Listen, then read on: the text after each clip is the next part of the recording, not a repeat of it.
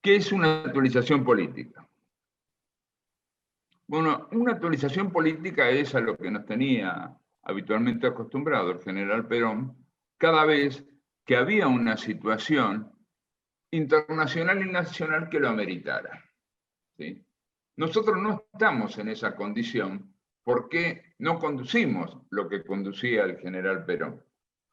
Así que es esto bastante parcial como actualización política, porque las actualizaciones políticas se hacen desde la realidad de la cual uno está contemplando. Pero hoy en día nadie hace actualización política.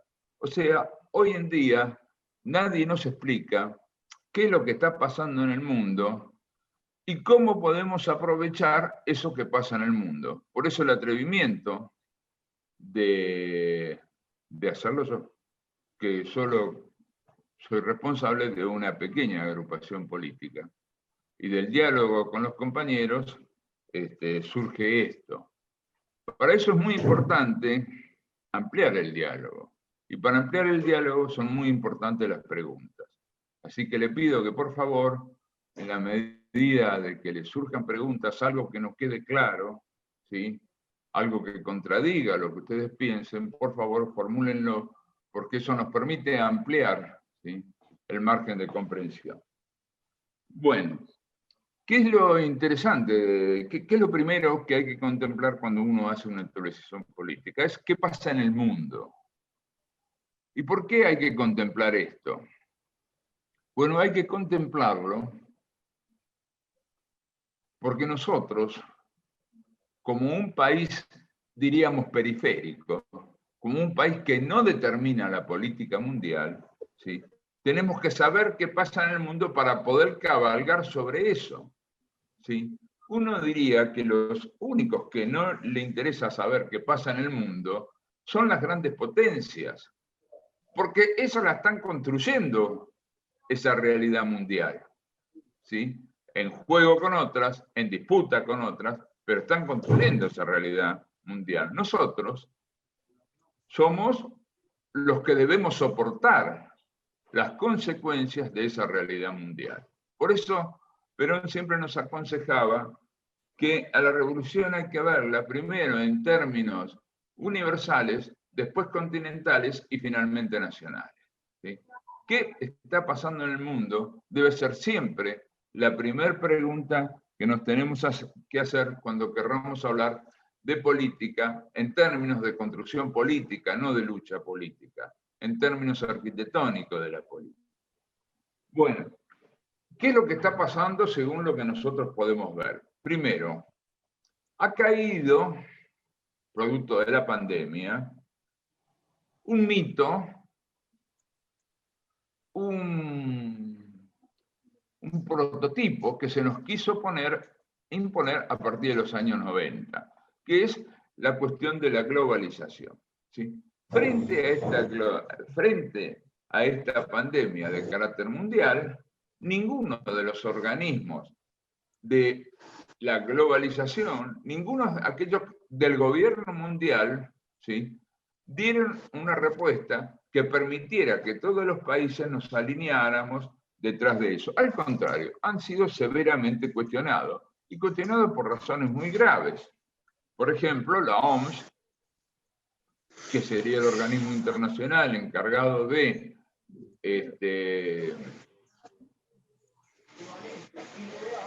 un segundo, disculpen.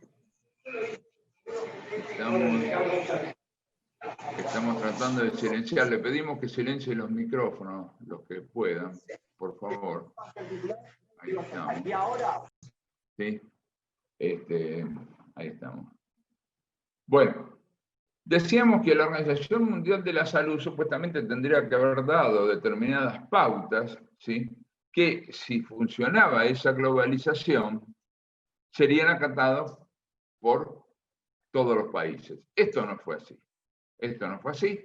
Cada país está dando la respuesta según considera desde su ámbito, desde su lugar, ¿sí? No es el único caso, no es el único caso en donde esta pretendida globalización empieza a caer, ¿sí?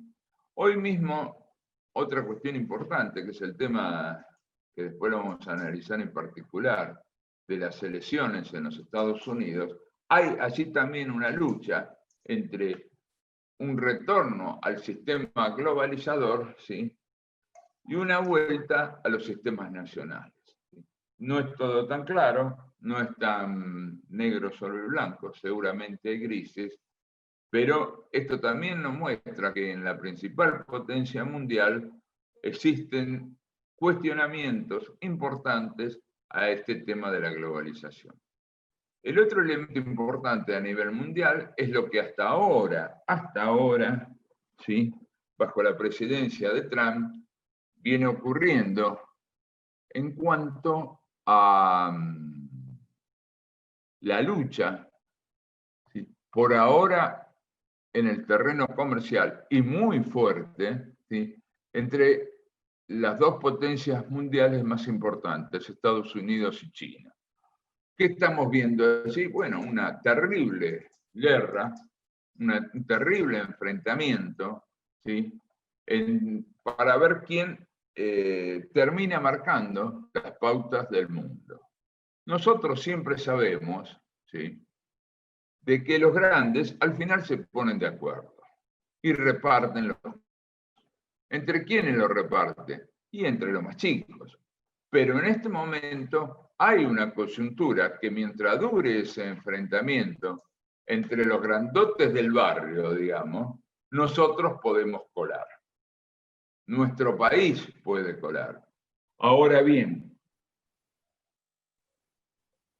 ¿qué debemos hacer para colarlo? Vamos a tratar en la segunda parte. Otra par de cuestiones que me parece importante marcar con la cuestión de las elecciones de Estados Unidos, ¿qué se puede esperar de uno y otro candidato? Acá está en juego la cuestión de vuelta al multilateralismo o la continuidad del bilateralismo, las relaciones bilaterales, ¿sí? De vuelta también, aparentemente está en juego la cuestión de la apertura comercial o el proteccionismo el proteccionismo comercial. El aparentemente derrotado presidente Trump era un hombre que planteó de entrada una política muy proteccionista, tratando de que las empresas volvieran a afincar sus capitales en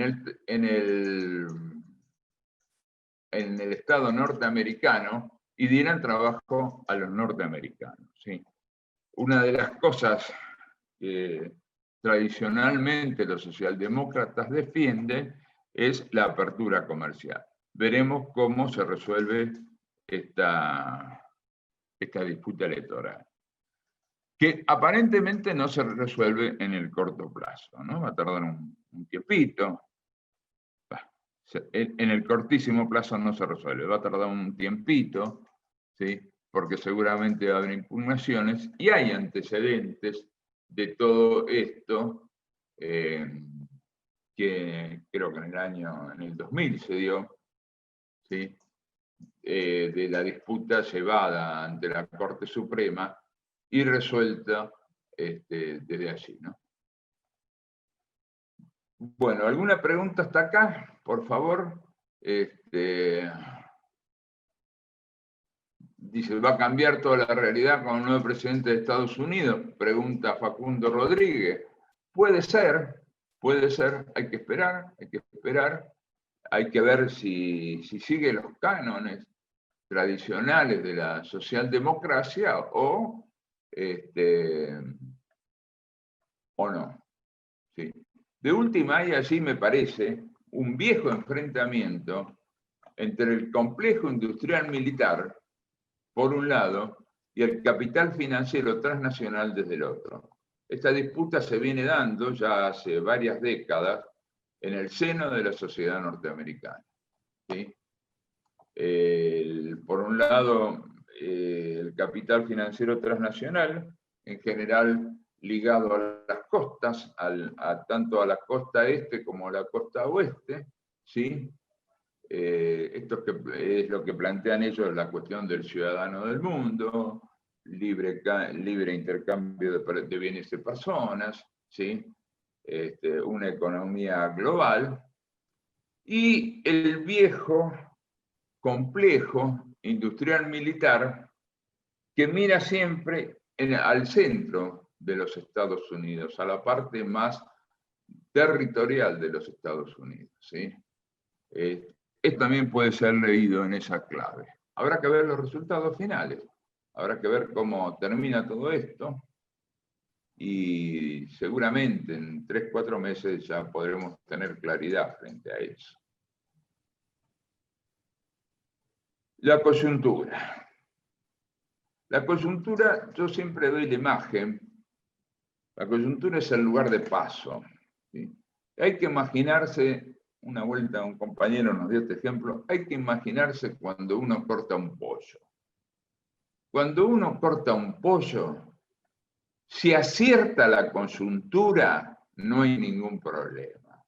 Ahora, cuando no acierta la coyuntura, hace un desastre, rompe huesito, despedaza todo, un lío bárbaro. La coyuntura es ese lugar de paso, ¿sí? Que uno tiene que acertarla para pasar. En esta coyuntura, por ahora, mientras los grandotes se están peleando, o sea, Estados Unidos y China se están peleando, nosotros podríamos disponernos a pasar, ¿sí? Pero bien, ¿qué debemos hacer? ¿Qué instrumento tenemos que construirnos para poder aprovechar la coyuntura? Mire, en el siglo pasado hubo 2 guerras mundiales. En la Primera Guerra Mundial nosotros no teníamos el instrumento para aprovechar la coyuntura favorable, ¿sí? Fuimos un gran proveedor de materia prima, se acumuló riqueza, ¿sí? Pero como no había nada pensado al salir de esa situación internacional favorable, al poco tiempo, ¿sí?, caímos de nuevo en situación de dependencia, en aquel caso en la situación de dependencia a Inglaterra. Y cuando vino la crisis del año 29, el año 30, famosa crisis, nuestro país, que había acumulado grandes riquezas, producto del modelo agroexportador, cae terriblemente en la crisis. No nos habíamos preparado para aprovechar esa coyuntura favorable que nos dio ser proveedor de materia prima en la Primera Guerra Mundial. En la Segunda Guerra Mundial se da también una situación donde nuevamente nuestro país es proveedor privilegiado de materia prima, acumula enormes reservas monetarias y en valores, y en el año 43, cuando asume el gobierno producto de la revolución del 4 de junio, una de las primeras cosas que hace es plantearse qué vamos a hacer como país para aprovechar esta coyuntura que se nos viene favorable. Ya se pensaba que Alemania iba a perder la guerra, se pensaba porque habían detenido el avance alemán, y se veía que iba a haber 2 grandes ganadores de la guerra, con una hipótesis de que estos grandes ganadores de la guerra iban a enfrentarse entre sí, y eso nos daba a nosotros la posibilidad de un país alejado del conflicto, con muchas reservas, poder construirnos para salir mejor de la situación de posguerra. Se crea entonces el Consejo Nacional de Posguerra, donde se planifica qué iba a hacer el país, qué objetivos se proponía el país en los próximos 5 años. ¿Y por qué solo 5 años? Es porque lo que daba la tecnología de esa época para poder planificar, ¿sí? Todos los países que planificaban no planificaban más allá de ese tiempo, porque no se contaba con los recursos tecnológicos necesarios como para poder planificar a más largo plazo. ¿Sí? Cuando cambia la situación internacional, cuando cambia la coyuntura, cuando se nos cierra la coyuntura, que es cuando se ponen de acuerdo Estados Unidos y Rusia en repartirse el mundo en dos áreas de influencia, se nos cierra esa coyuntura, ¿sí? Y cambia también nuestra política exterior, ¿sí? Allí Perón exige aumentar la producción, ¿sí? Me contaba el otro día un compañero, Perón venía planteando que cada uno debía producir por lo menos lo que consume. En el Congreso de la Productividad plantea cada uno debe producir el doble de lo que consume. O sea, le pide a los argentinos un esfuerzo de producción para poder sobrellevar esa coyuntura que se encuentra cerrada, esa coyuntura desfavorable, ¿sí? Por eso siempre hay que mirar qué es lo que está pasando en el mundo. La revolución tecnológica que comienza a darse con el increíble despliegue tecnológico producto de la guerra espacial y la conquista del espacio, ¿sí? Todo lo que hoy tenemos de tecnología tiene su partida allí, de avance tecnológico. Poner un cohete en el espacio a miles de kilómetros y manejarse desde allí requiere un esfuerzo tecnológico impresionante, ¿sí? Lo que hoy nosotros en nuestra casa vemos como avance tecnológico, el celular, las computadoras chiquitas y todo eso, es producto del desarrollo que se inicia allá por mediados de los 60. ¿Sí? ¿Y por qué hablamos de esto? Porque esto cambia en dos cuestiones, las cuestiones de la planificación. La planificación anterior se hacía desde el presente hacia el futuro, ¿sí? Era en proyección del presente hacia el futuro. Y no se podía hacer más allá de 5 años. Con el enorme avance científico-tecnológico, hoy se puede planificar desde el futuro hacia el presente. ¿Sí? Se puede planificar en lo que se llama en prospectiva, ¿sí? No en perspectiva. Contando con que hay múltiples escenarios de futuro posible y que esos múltiples escenarios de futuro posible debemos manejarlo para ver cómo lo aprovechamos desde el futuro al presente, ¿sí? Esto yo diría que para los países que planifican no es novedad, ninguna novedad. Y para las grandes corporaciones transnacionales tampoco es novedad, ¿sí? Las grandes corporaciones transnacionales planifican de ese modo. 30 años vista y desde el futuro hacia el presente. Este cambio, ¿sí?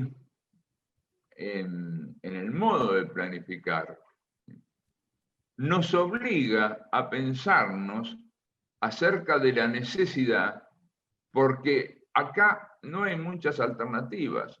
O planificamos nosotros en el largo plazo, hacia el largo plazo, o alguien nos planifica a nosotros. O sea, somos parte de la planificación que otro hace.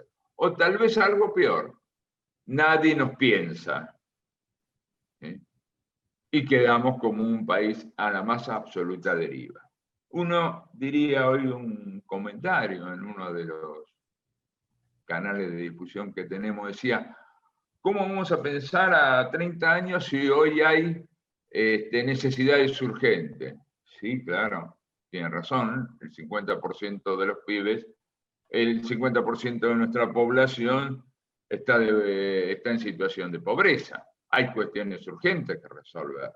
Sí, bueno, pero cuando uno se plantea una planificación a largo plazo, también se plantea el corto plazo y el mediano plazo. El corto plazo es el ya. Hay cuestiones que se tienen que resolver ya.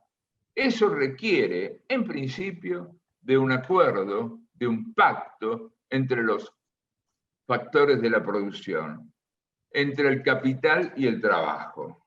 Hay que estabilizar el barco, hay que detener la cuestión inflacionaria, hay que acabar con esta locura del dólar que vale no sé cuántos pesos, ¿sí? Porque estamos en una situación internacional difícil, en un barco chiquito, ¿sí? Que no está estabilizado. Eso es el corto plazo. Esto es lo inmediato, porque si no la cosa estalla y el barco zozobra, ¿sí? Esto hay que hacerlo ya. Esto es el corto plazo. Ahora, resolviendo el corto plazo o generando estabilidad en el corto plazo, tenemos que pensar en el mediano plazo. El mediano plazo es siempre lo que dura el gobierno, ¿sí? En este caso, faltan 3 años de gobierno, prácticamente. 3 años y 2 meses. Bueno, señores, hay que hacer un plan de mediano plazo que diga cómo llegamos al fin del gobierno. Pero a su vez, convocar al Consejo Nacional para constituirse y plantear el proyecto de nación al cual aspiramos. Ahí se ligan las tres cosas. El corto plazo es ya 1 año, ¿sí? Estabilizar el país por 1 año. El mediano plazo es hasta que lleguen las nuevas elecciones presidenciales. ¿Qué se hace? ¿Cuál es el plan? Y el largo plazo son esos 30 años, pero hay que empezar a constituirlo hoy.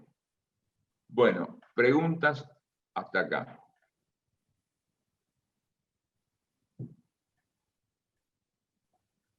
Acá tengo algunas preguntas. La voy leyendo yo, Osvaldo. No sé si está Osvaldo. La voy leyendo yo. Sí, está. ¿Querés leer la voz, Osvaldo? Dale.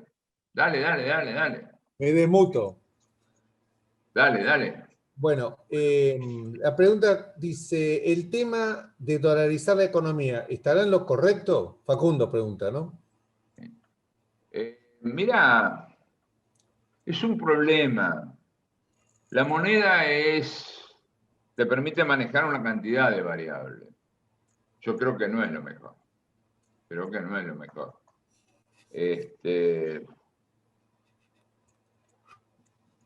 El manejo de la moneda son muchas cuestiones. Es la cuestión del crédito, es la cuestión de las tasas de interés, es la cuestión desde la moneda, desde el manejo correcto de la moneda, está a qué sector de la producción se beneficia, a cuál no. Yo creo que no es solución. Ahora, puede ser que nos lleven a eso.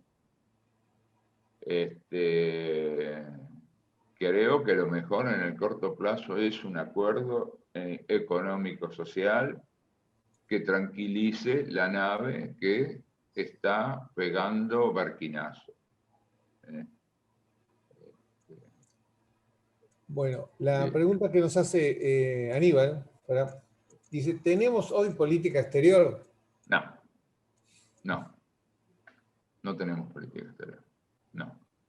Y si alguien lo sabe, que me lo cuente, por favor. No hay política exterior. No hay política exterior. Al menos digamos, los países se manejan por intereses. Y lo primero que hay que entender, ¿sí? Hoy alguien criticando decía, uy, ya Bolsonaro se dio vuelta y saludó y dijo que Trump tal vez no era el mejor presidente para los Estados Unidos. Claro, Bolsonaro defiende los intereses brasileños, muchachos. Soy muy amigo de Trump hasta que Trump deja de ser presidente. Y si el presidente es otro, no me ato a ideologías, me ato a la defensa de los intereses nacionales. Acá en política exterior se han hecho cuestiones absolutamente ideologizadas. Y eso nunca es conveniente. Claro, uno diría, bueno, ¿cuáles son los intereses nacionales? Bueno, es una de las cuestiones que hay que definir. ¿Cuáles son aquellas cosas que como comunidad a la Argentina nos interesa defender? ¿Y en cuáles vamos a aflojar? Nunca se puede ganar el 100%. Regalemos aquello que no nos interesa, defendamos aquello que sí nos interesa. Bueno, no hay política internacional, lamentablemente. No hay estrategia. Hay países que tienen estrategia y hay países que tienen estrategia cero. Este es nuestro caso. Fíjense ustedes que de estas cuestiones no se habla en los ámbitos políticos. No se discute estas cosas. Se discuten las cuestiones del poder, las cuestiones de la política gonal, la cuestión de la política arquitectónica no se discute. El compañero Juan Massini, que me nos decía de Proyecto Sur, Solanas en su momento, y desde hace mucho tiempo, viene planteando la cuestión de proyecto. Él viene hablando de Proyecto Sur desde el principio de los 80. Lo hacía bajo la forma que él lo podía hacer, que era bajo la forma del cine, bajo la forma artística. Pero sacando, digamos, algunas honrosas excepciones, en el país no se habla cuál es nuestro proyecto. Una pregunta. Es más, y este es un problema que hasta los propios peronistas, a ver, los que se dicen peronistas, el legado del general Perón es el modelo argentino para el proyecto nacional. Se muere al mes siguiente de plantearlo y los peronistas lo entierran y se dedican a luchar por ver quién tiene la manija. A los compañeros más jóvenes yo les digo, mire, yo no soy peronista, porque ser peronista es hacerme cargo de todos esos que en nombre del peronismo nos llevaron a la situación actual. Sí me considero un agradecido discípulo del peronismo. Es otra cosa. Sí, Osvaldo. Bueno, perdóname. Bueno, una pregunta que habló de la gran unión nacional. Pregunta, a ver, pregunta Julio. Sí, exacto. ¿Cuál debiera ser el ámbito más adecuado para convocar a la conformación del Consejo Nacional que muchos predican? Muchos, yo escucho, bueno, particularmente escucho, oficialmente nadie, como decís vos, nadie lo habla, pero hay muchos pensadores, políticos, politicólogos, empezando por Duhalde y muchos otros, más jóvenes también, ¿no? Que hablan de que una necesidad... Sí, para mí el dato más interesante lo dio la Iglesia en la carta pastoral, de la pastoral social, de hace un mes, donde plantea esto mismo. Exacto, con el mismo nombre, Consejo Nacional Postpandemia. Con el mismo nombre digo que nosotros lo venimos planteando desde el mes de julio. La Iglesia, en el mes de octubre, saca un documento que recomiendo su lectura, donde plantea que la gran cuestión es esa. Esto se tiene que hacer desde una convocatoria del Estado Nacional, Julio. Tiene que surgir. La planificación, a ver, por ejemplo, no se puede hacer planificación si no se tiene el aparato del Estado. Es imposible. Lo que nosotros intentamos es generar una corriente de opinión a favor de eso. Pero hay que tener el aparato del Estado para hacer, aunque sea un plan a 3 años, es imposible hacerlo fuera de la estructura del aparato del Estado. Es el Estado el que debe convocar. Es el gobierno nacional el que debe convocar. Pero no a una, digamos, no solamente a un acuerdo económico-social. Todos sabemos que el acuerdo económico-social es un acuerdo a corto plazo. Porque en el corto plazo nos ponemos de acuerdo que no aumentamos los precios y que no aumentamos los salarios, y eso en un año hay que estarlo revisando.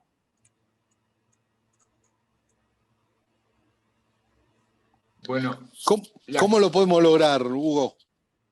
Convocando cada vez más participación de gente, no, desde el Estado Nacional, hay que generar una corriente a favor de esto. Y no porque los políticos sean malos. Es un gran trabajo, porque eso implica plantear la cuestión de la patria liberada de dominadores particulares. Es una changa pesada. Es más fácil, para quien está en el ámbito político, ser el lenguaraz, ser el portavoz ante los poderes mundiales. Así nos va. Así nos va. Hace 46 años que no se piensa en estos términos. Hace 46 años donde la política está exclusivamente en la lucha por el poder. Salvo excepciones, como decíamos. Lo de la Iglesia es una excepción notable. Lo de esta carta pastoral. En su momento, como decíamos también, Pino Solana lo planteó. Desde el terreno, muchas veces desde el terreno artístico, que era su lugar de expresión. Pero es eso, ¿eh? El centro es ese. ¿Cómo lo hacemos? Convocando cada vez mayor cantidad de voluntades. Mire, o al menos generando ámbito de discusión, generando escuelas donde se discutan este tipo de cosas. No necesariamente centralizadas. Hace un tiempo estuve leyendo, no hace mucho, sobre las madrasas, las escuelas musulmanas. En la época en que ellos son derrotados por el avance del cristianismo y son expulsados de Europa, se toman su lugar sagrado, etc. Toda la expansión del cristianismo. ¿Dónde se refugian? Se refugian en las escuelas, ¿sí? Donde siguen con la predicación. ¿Sí? Hasta que llega un momento, es que es tan importante la cuestión de la predicación, que en los tiempos actuales nos encontramos con escuelas, madrasas, en todos los países de Europa, y muchas. ¿Y qué hacen ellos? Transmiten a las nuevas generaciones, incorporan cada vez más gente. No necesariamente de origen árabe, incorporan europeos. Es un buen ejemplo. Es un buen ejemplo. Nosotros tenemos que llenar el país de escuelas.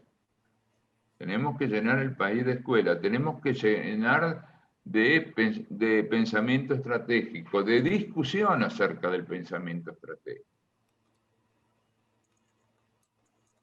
Yo estoy convencido, esto no es obra de una sola generación. Esto no es obra de una sola generación. Es más difícil a la gente joven hacerle entender esto.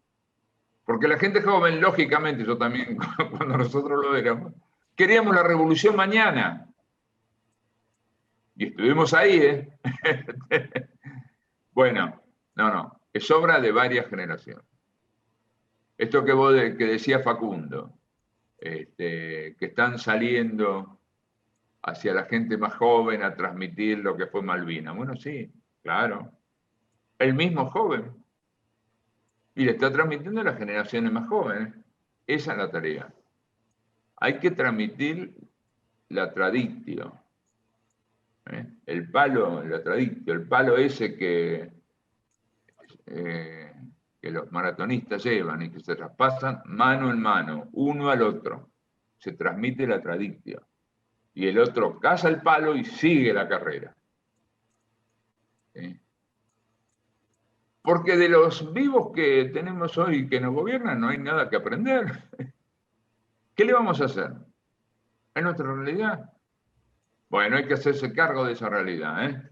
No hay nada que aprender, nada que emular, ni nada que imitar, ¿sí?, de la dirigencia política actual. Bueno, entonces por lo menos admiremos, imitemos y emulemos a nuestras grandes personalidades.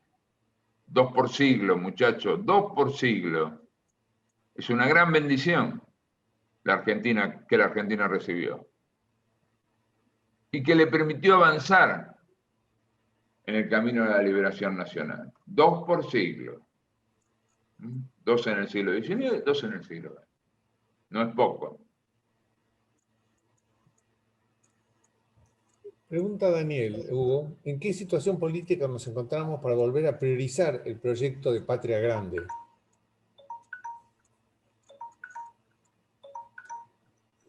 ¿En qué situación nos encontramos? En la situación que está todo por construirse. Pero hay una situación internacional favorable que nos puede permitir avanzar. Si lo construimos, bien. Nosotros deberíamos liderar al menos, a toda América Latina sin Brasil. Y desde esa situación sentarnos a hablar con Brasil. Nuestro país tiene un enorme prestigio, a pesar de todo, en casi toda América Latina. Por ejemplo, y esto es importante, la cantidad de gente que viene de países hispanoamericanos a estudiar en nuestras universidades. Esa es una inversión en prestigio. Vieron que algunos se quejan, no, pero le dejamos que vengan a estudiar cualquiera de nuestras universidades y lo pagamos. Sí, eso es inversión en prestigio. Y el prestigio es parte del poder, ¿eh? Prestigio, el poder es prestigio, recursos e influencia. Nuestro prestigio, por ejemplo, permitiendo que estudien acá jóvenes de otras naciones hispanoparlantes, aumenta muchísimo. Hispanoparlante y lusoparlante, porque también hay muchos estudiantes brasileños en nuestro país. Y eso nos da prestigio. Y eso hay que cuidarlo. Nosotros deberíamos, estamos en condiciones por tradición, por territorio, por capacidad, en liderar por lo menos a lo hispanoparlante. Y desde allí sentarnos a hablar con los lusoparlantes.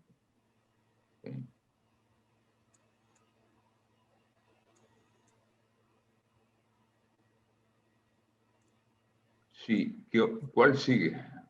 Bueno, acá hay una afirmación de Facundo, un poco las preguntas se van intercalando.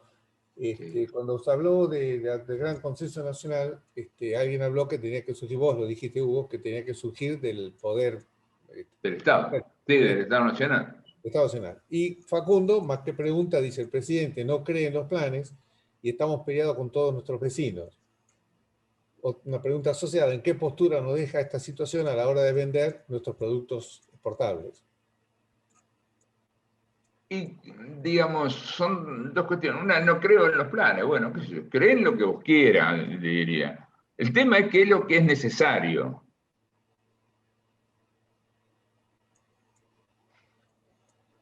¿Se puede gobernar sin planificación? En la casa de cada uno, ¿podemos llevar adelante nuestro proyecto familiar sin planificación? Y alguien decía, bueno, se planifica cuando se tiene plata. No, al contrario. Cuando no tengo plata tengo que planificar. Los ricos se pueden dar el lujo de no planificar. Nosotros sí.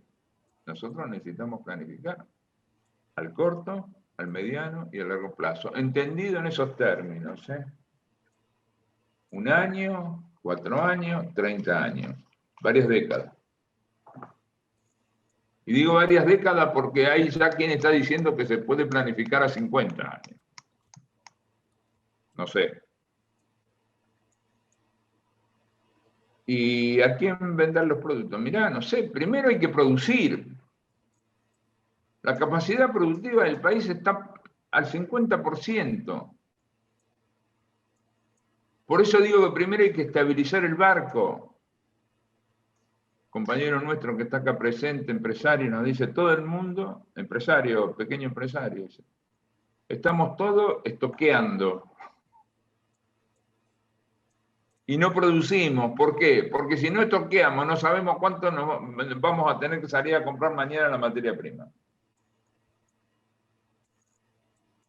Y tenemos que parar la producción por eso.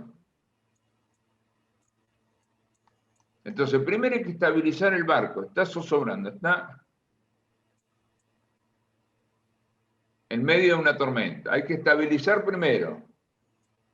¿Sí? Eso es un acuerdo de precios y salario. Bueno, hay aumento de salario tanto y precio tanto. Listo, acá no toquemos. Uno diría con mucha esperanza, no toquemos por un año eso. Entonces se tranquilizan las aguas y se vuelve a producir.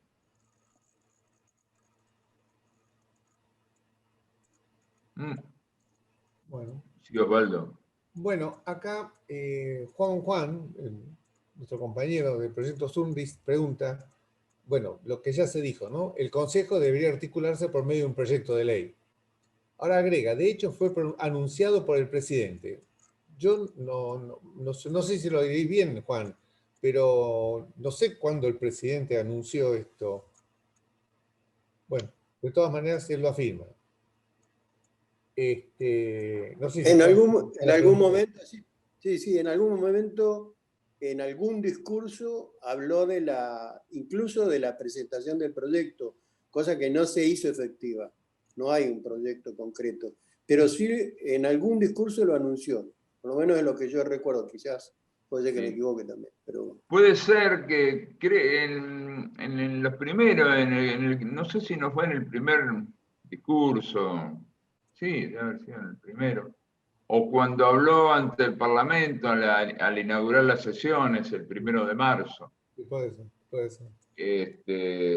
Sí. A mí lo que no me queda claro es si está hablando de acuerdo económico-social o si está hablando del proyecto del país. Son dos cosas distintas. Bueno, Juan hace a continuación otra pregunta. ¿Cómo debería ser nuestra relación con el imperio anglosajón? Y Néstor te pregunta, de ser así, ¿cómo se aprovecharía ese prestigio, esa relación, ¿no? ¿Cómo debería ser la relación y cómo se podría aprovechar? A ver, si la situación sigue siendo una situación de pelea entre los dos grandotes del barrio, Estados Unidos y China, mientras nosotros tengamos proyectos, primero.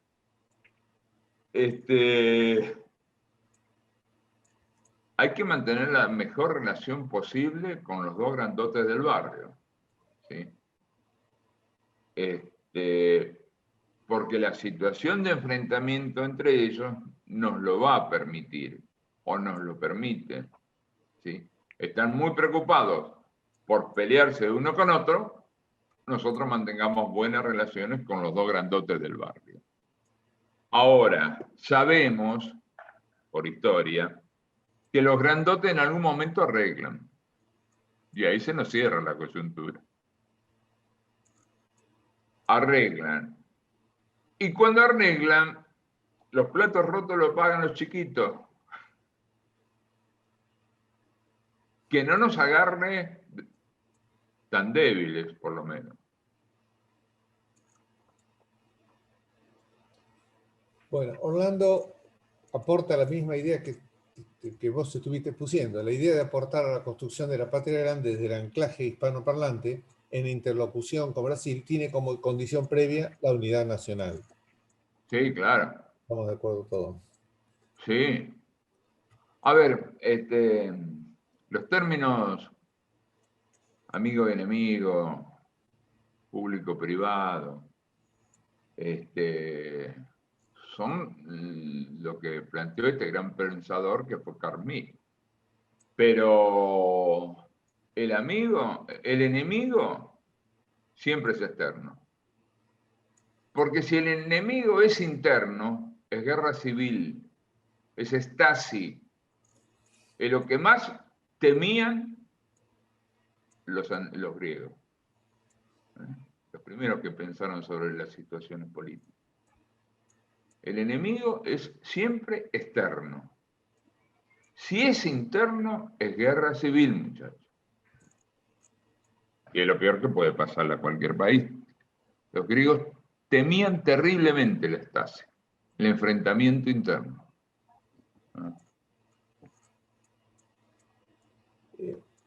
Hugo. Porque sabemos cómo actúan los poderosos. Venden armas y recursos a uno y a otros. Y ellos hacen su negocio. Y nosotros ponemos la sangre. No.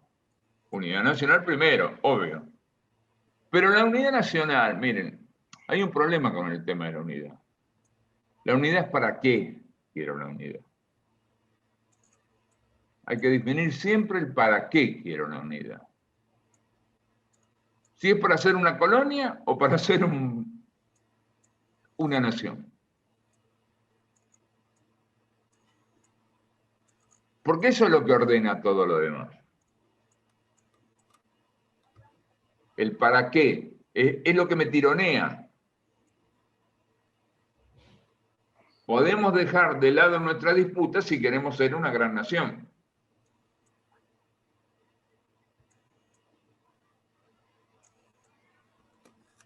Perdón, Hugo. El compañero Mike Medina en un momento pidió usar la palabra. Bueno. No quise interrumpir y ahora me está diciendo que se fue un poco el tema, pero me parece, no sé. Dale, Mike.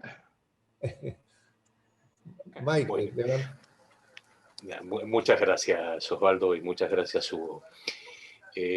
Bueno, no quiero volver hacia atrás, pero primero, la verdad tengo que reconocer, y esto no es por quedar bien, es un excelente tema para un debate ordenado.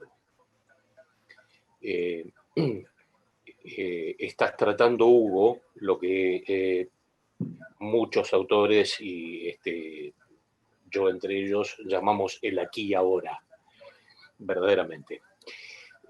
Voy un poquito hacia atrás, vos hablabas de la prospectiva. No sé si todos saben lo que es la prospectiva. La prospectiva es la construcción de escenarios futuros probables, donde a partir de cierto manejo de técnicas proyectivas, sondeos motivacionales, etcétera, etcétera, etcétera, se generan escenarios probables. Yo estudié prospectiva ya por el año 92 y el único en Argentina que podía dar prospectiva era un capitán de la Armada que se dedicaba a la inteligencia naval.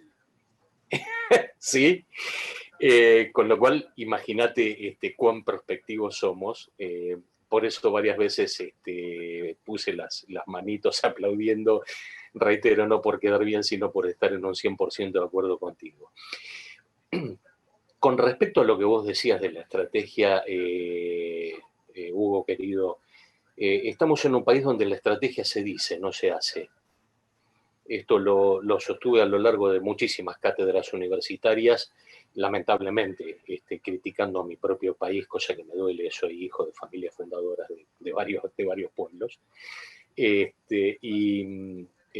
Siempre me ha dolido ese cortoplacismo que nos caracteriza. Este es un país donde, reitero, se dice, no se hace, y en algún momento me divertía mucho criticando a muchos, no quiero hacer nombres, por supuesto, y decía, uno de mis bromas, decía que la estrategia más elevada es tomar una Activia en la mañana a ver si me hace efecto para la función de la Activia. ¿Sí? Todos recuerdan la función de la Activia, ¿verdad? No hace falta que la manifieste. Creo que es la estrategia, la mayor elucubración estratégica que se hacía en Argentina. Y bueno, y esto nos ha llevado a esta medianía en la que estamos. Porque estamos navegando en círculos, lamentablemente. Sí, perdón.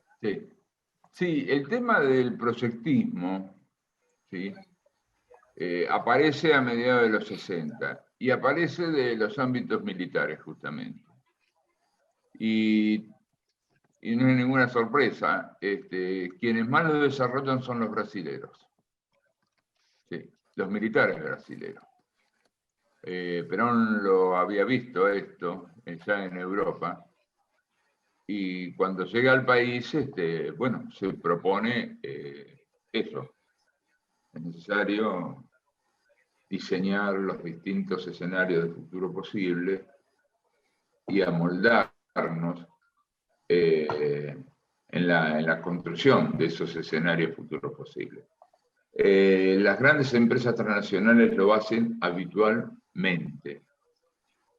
Yo diría que todas las grandes empresas lo hacen en forma habitual. Que le comentaba la otra vuelta a los compañeros que habíamos tenido la oportunidad de conocer un doctor en filosofía, doctor Osher, que trabajaba para Shell. ¿Y en qué trabaja un doctor en filosofía en una empresa petrolera? En eso.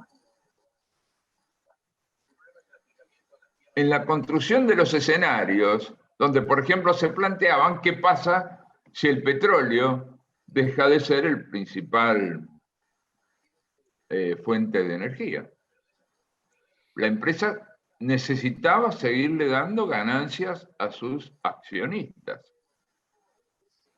Entonces, ¿qué pasa si dentro de 30 años el petróleo deja de ser la principal fuente de energía? Bueno, nosotros tenemos que seguirle dando ganancias a nuestros accionistas. Nos planteamos distintos escenarios y vamos avanzando en función de eso. Sí, totalmente, sí. totalmente. Interdisciplinario, sí, encima, ¿eh? Absolutamente. Porque él aportaba desde el lugar de la filosofía. La heterogeneidad es indispensable en la construcción de escenarios. Si no, todos pensaríamos lo mismo. Yo te comento, bueno, yo no tengo el gusto de conocerlos, ni ustedes a mí. Yo fui ejecutivo de Siemens, de 3M y de Banco Mundial. Con lo cual, entre otras cosas, hice prospectiva y mucho, y tuve a cargo medio planeta en 3M, por ejemplo. Manejé la división farmacéutica para 3 de los 5 continentes. Es un tema entretenido hacer perspectiva en culturas tan disímiles como la de América Latina y Asia y África, por ejemplo, ¿no? Pero requiere un ejercicio intelectual realmente divertido. Ahora, no quiero robar micrófono, me quedo, Hugo, con una frase tuya. Dale. Lo más indispensable de todo lo que dijiste hasta ahora. Quiero enfatizar esto humildemente, por favor, desde la mayor humildad quiero enfatizar esto, que creo que es el secreto a voces de lo que nos viene pasando en los últimos, no sé, mínimamente 50 años. Nada de esto es posible sin unidad. Palabra más, palabra menos, eso fue lo que dijiste. Nada de esto es posible sin unidad, y no podemos pensar desde el cortoplacismo de un mandato de 4 años. Hay que pensar en el largoplacismo de un mandato a 24, aunque cambie 6 veces el gobierno. Claro. Gracias y perdón por el uso de la palabra. ¿Quién sigue con las preguntas, Ubaldo? Bueno, volviendo a la idea de consenso, Orlando nos dice, coincide, los primeros consensuar la voluntad de acuerdo entre todos los sectores. Y él afirma, hasta ahora solo hay una propuesta del complejo agroindustrial, faltan los demás sectores, y pide tu opinión al respecto. Hugo. Sí. A ver,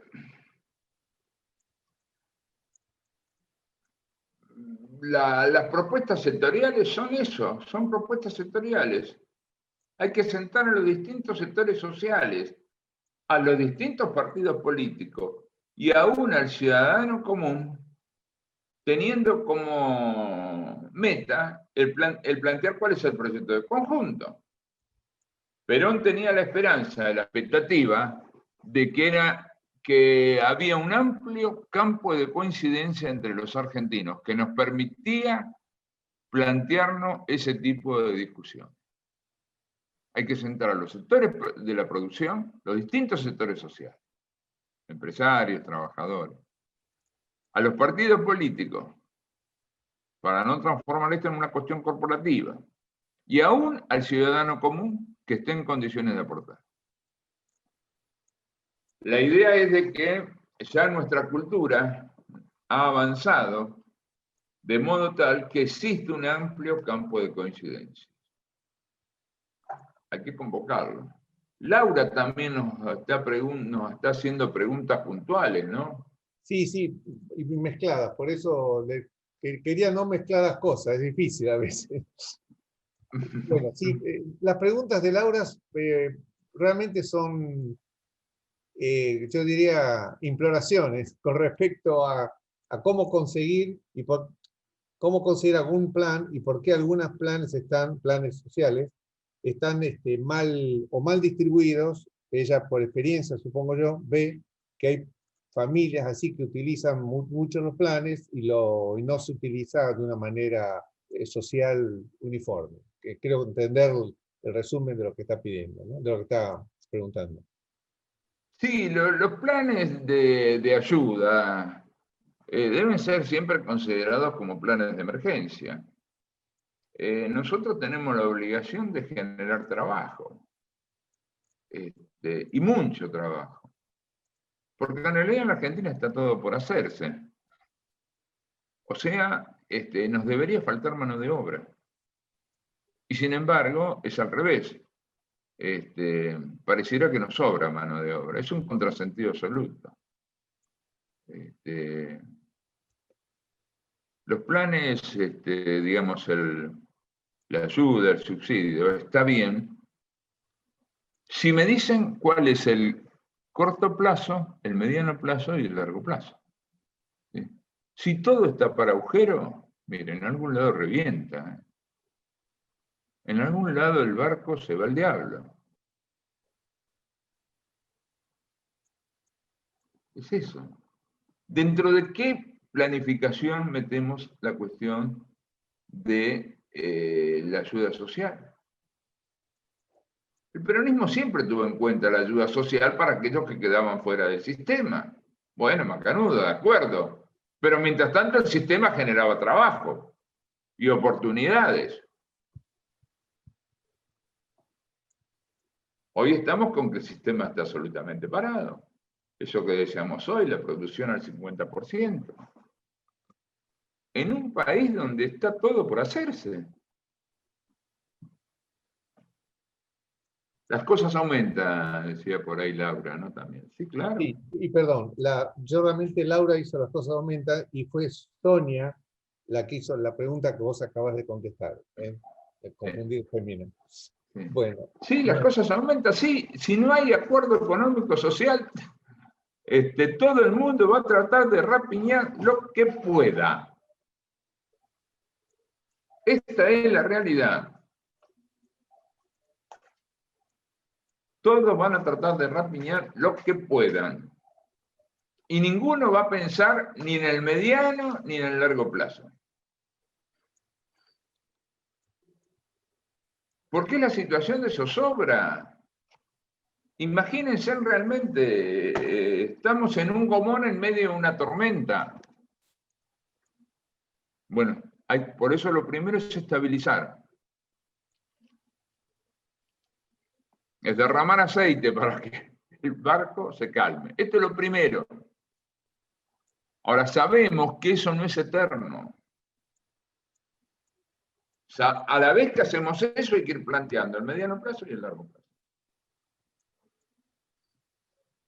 Ahora, para hacer honor a Laura, y que pido disculpas que confundí a Laura con Sonia, hay una pregunta concreta en bien doméstica de Laura, y es, no sé por qué aumenta todo, cosas que la mayoría de las cosas son producidas por nosotros, casi no tienen, diría yo, injerencia extranjera, ¿no? Sí, por un lado aumenta todo y por otro lado esconden cosas. Porque todo el mundo está previendo que el dólar va a aumentar. Es ese problema, es la inmediatez en la que estamos viviendo. Yo soy en general el que voy al supermercado. Ayer fui al supermercado, estaba lleno de cosas que no se consumen. Las cosas que se consumen había muy poquito y segundas marcas. Y fui a un Bácaro, un supermercado grande, que voy una vez al mes, una cosa así. Están acaparando, es evidente. ¿Por qué acaparan? Y porque están previendo un cambio en el precio del dólar. O están jugando a eso, ¿va? Entonces te llenan las góndolas de papel higiénico, de servilleta, que ocupan mucho lugar, ¿no? Para no mostrar que hay góndolas vacías. Pero los aceites son de segunda marca, hay poco. Sí, tal cual. Elías hace un resumen, prácticamente una concordancia total. Dice, concuerdo con el tema de la planificación a largo plazo, concuerdo con el concepto de las madrazas para difundir un pensamiento crítico sobre la geopolítica global. Y aparte, dice, no había tomado en cuenta el valor humano de los estudiantes latinoamericanos en nuestras universidades para el fortalecimiento y resurgir de la patria grande. Sí. Y es verdad, bueno, eso, yo desde mi época, yo soy grande, desde mi época de estudiante había muchos estudiantes latinoamericanos. Estoy hablando de la década del 60 en la universidad. Creo que esto, uno va a una guardia y se encuentra que muchos practicantes o médicos o médicas o los que te atienden generalmente son hermanos latinoamericanos. Por el acento, a veces su pregunta, o que uno se da cuenta y bueno. Sí, sí. Y eso siempre, digamos, alguien que estudia en un país que no es el propio, queda eternamente agradecido. Con un esfuerzo, no digo que no hacen esfuerzo, hay que bancar a un hijo colombiano en la Argentina o un hijo peruano en la Argentina. Pero parece que acá resulta más barato que en sus países de origen. Y quedan eternamente agradecidos. He conocido gente grande, médicos colombianos, eternamente agradecidos. Lo he conocido fuera del país, eternamente agradecidos que estuvieron acá en la Argentina. También sí, hay es prestigio. Sí. otra realidad que la hemos visto. Una vez una chica estudiante, creo que chilena o colombiana, para el caso lo mismo, comentaba que, creo que era chilena, pues el estudio chileno no es gratuito y es muy caro. A ella le convenía, a la familia, a ella le convenía vivir acá, alquilar acá y estudiar, porque en definitiva entendía una enseñanza gratis y buena y a menor costo. Así que no sé si tenía agradecimiento esa chica, pero sí tenía interés. Yo creo que sí. Yo creo que sí, que es natural, digamos, de buena persona agradecer. Más allá que obviamente le convenía. En general, yo lo que he recogido es que hay agradecimiento a esa posibilidad. Bueno. No sé con los temas de precios, en definitiva, dice, bueno, tendría que haber más control del Estado en los temas de precios de productos que se construyen, que son producidos en nuestro país, ¿no? Bueno, bien, y después hay una afirmación de Aníbal que dice... Ahí está. Aníbal dice, diste en el eje del problema, se prioriza la producción del poder y no se trabaja para solucionar el problema de la generación de trabajo, ¿no? Esa es una realidad, sí. Bueno, voy a avanzar un poquito más, que tiene que ver con este tema, ¿no? Que es el tema de si es armonía o si es lucha, ¿no?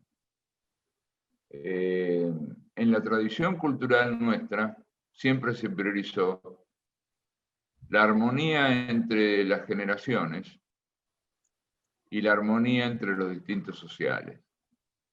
¿Qué es la armonía entre las generaciones? Bueno, las generaciones cada una tiene un papel diferente. El que es joven, por naturaleza, está en la edad de aprender, está en la edad de recibir más de lo que da. ¿Sí? Eso es propio de la juventud. Y hay que aprovechar esa etapa de la vida donde con pocos compromisos, ¿sí?, uno recibe de la comunidad más de lo que le entrega a la comunidad. Y ese es el papel de la juventud. El de la generación intermedia está en el mundo de la producción. Es el hombre que tiene compromisos y está metido en la producción, está metido en lo más nuevo. Es el hombre que tiene que estar esforzándose por producir más de lo que recibe. ¿Sí? Y finalmente el papel nuestro, el de la generación mayor. ¿Sí?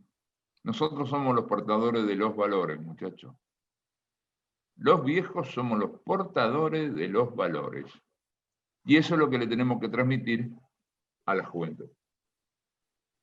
Esa es nuestra tarea. ¿Sí? Es un salto de la generación mayor a los jóvenes. ¿Sí? Nosotros le vamos a transmitir no la técnica,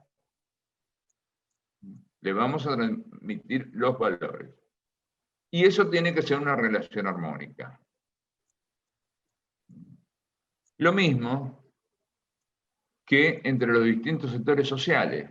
O hay armonía o hay lucha. Desde nuestra cultura nacional siempre se planteó la necesidad de la armonía.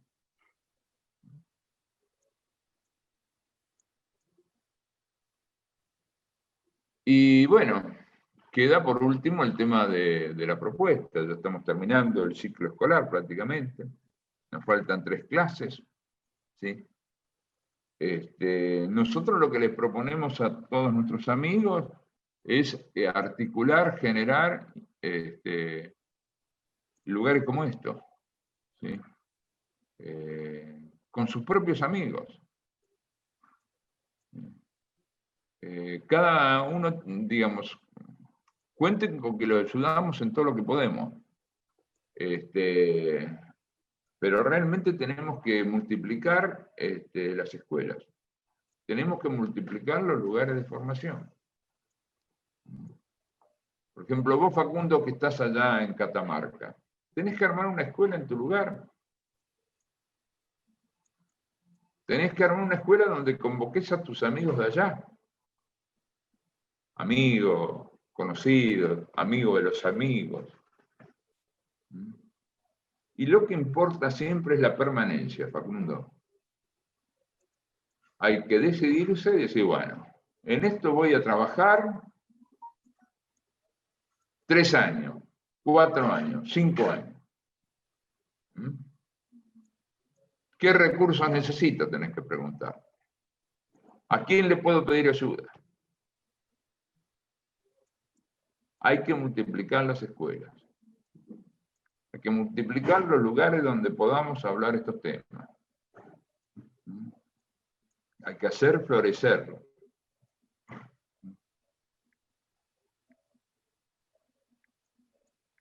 En cada lugar que podamos. No estamos en condiciones de una escuela de 100.000 predicadores. Bueno, habrá que armar 10.000 escuelas de 10 predicadores.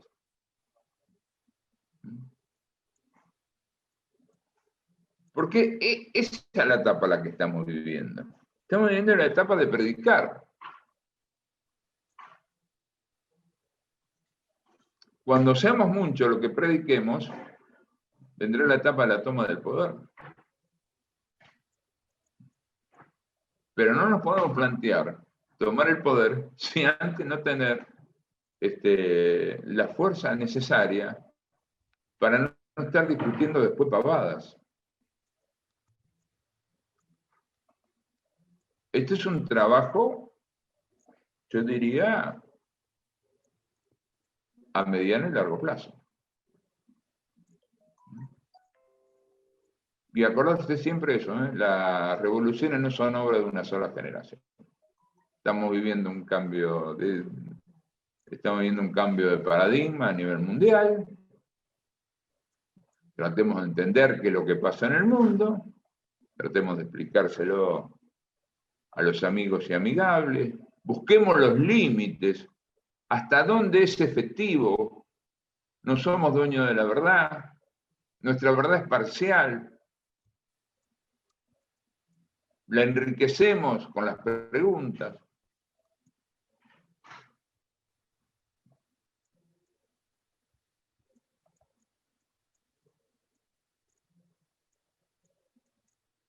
Sí. Osvaldo, ¿queda algo más? Sí, hay una afirmación realmente larga. Yo estoy tratando de... Luis Alberto dice, ¿tendremos posibilidades de dar algún plan a fin de originar estrategias nacionales e internacionales y generar políticas de Estado en la cual todas las fuerzas políticas, aunque sean mínimas, a ver, bueno, sería esa la pregunta. Si ves que existe algún plan a fin de originar... No. Hay que generar la corriente favorable a eso. Claro. Hay que generar la corriente en favor de que se traten estos temas.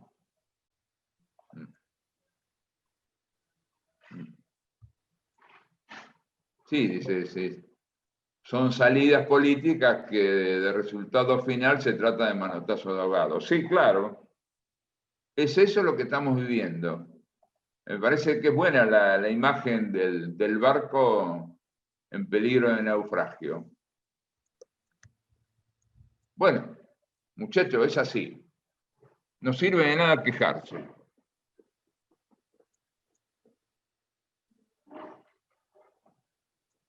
Retransmitamos, armemos escuela, por ahora será por este medio, más adelante tendremos que ir, podremos, si Dios quiere, la suerte de conocernos personalmente,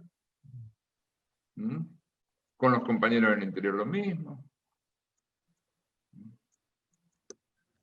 Pero hay que ir armando esto. Es una tarea de aliento. Es una maratón. No son 100 metros llanos.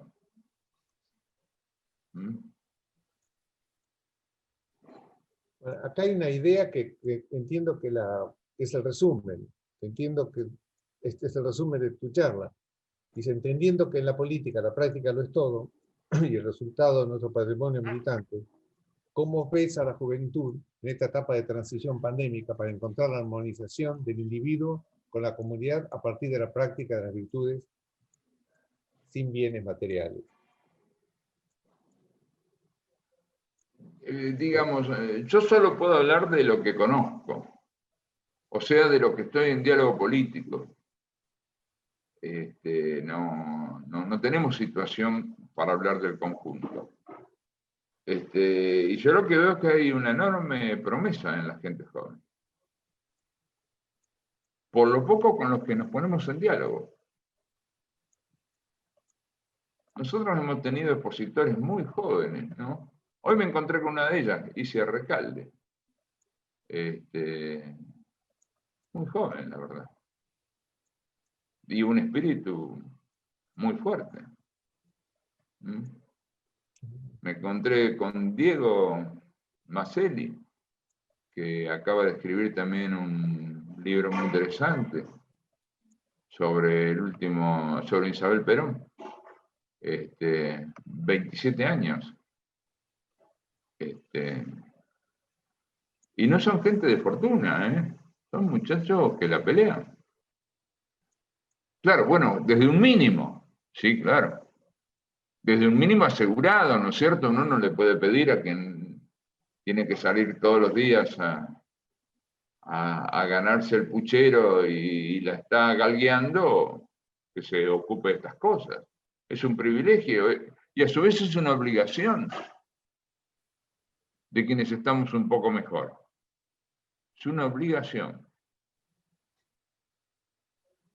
preocuparnos de estas cosas, a los que tenemos resuelto algunos problemas materiales.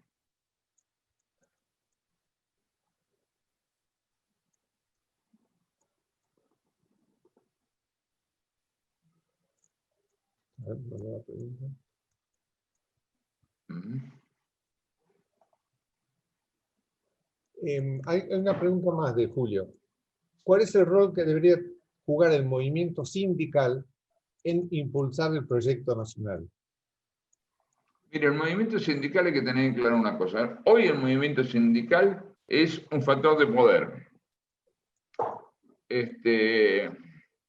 Si no hay proyecto de nación, va a pelear exclusivamente por sus intereses sectoriales. Lo mismo que los empresarios, que son otro factor de poder. ¿Sí?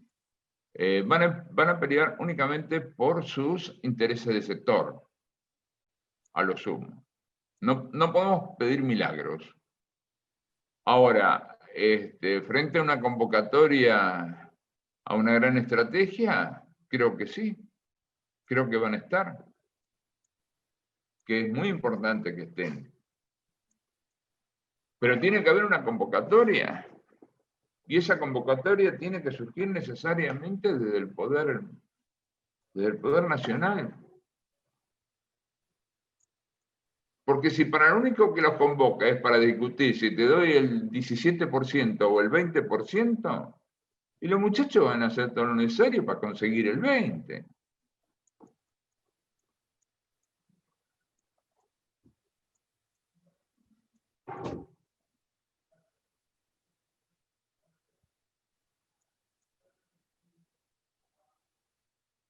Sí.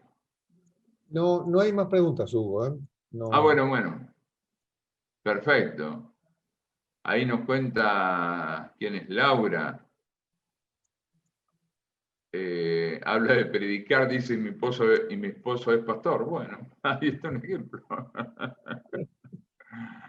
Empiezan de a 1, de a 5, de a 10. Muchachos, aprendamos. Aprendamos. Bueno, mire, lo mismo acá, por ejemplo, hizo el padre Pepe. Yo vivo en Parque Patricio. Y el padre Pepe estaba acá en una iglesia cerquita. Mami, ¿cómo se llamaba la iglesia donde estaba el padre Pepe? San Antonio. San Antonio.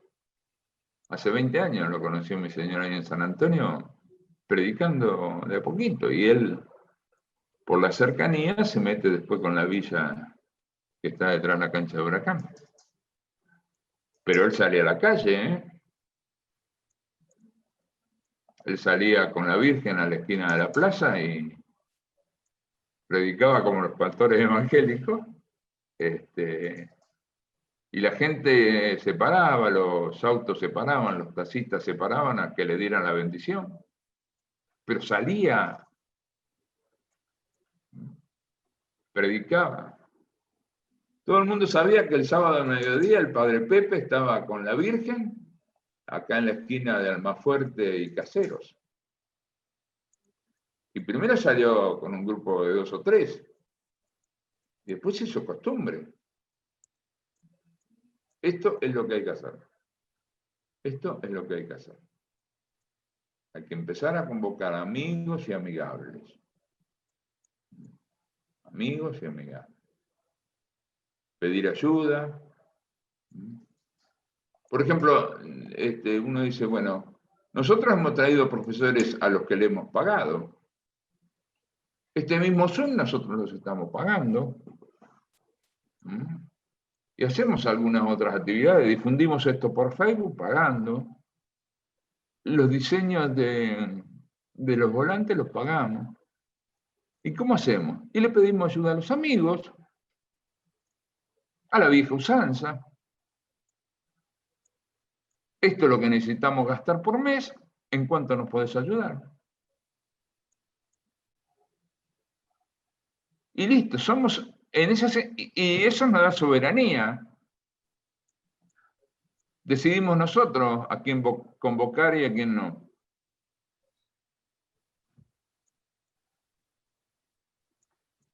Es eso.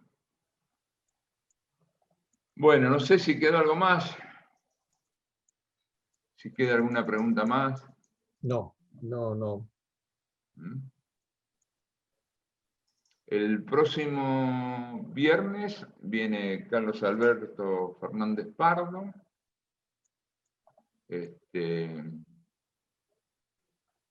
Sobre estrategia. Sí, Estoy buscando el nombre exacto. Un segundito, por favor. Un segundito. Va a ser una especie de seminario en 2 clases.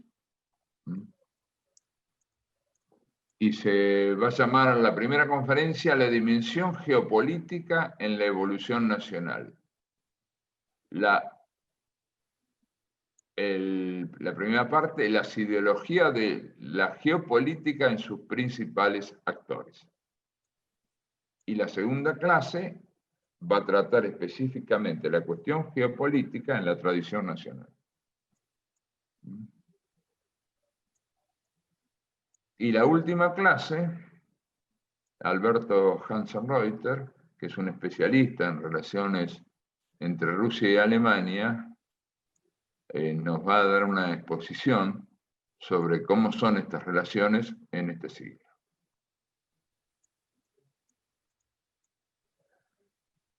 Bueno,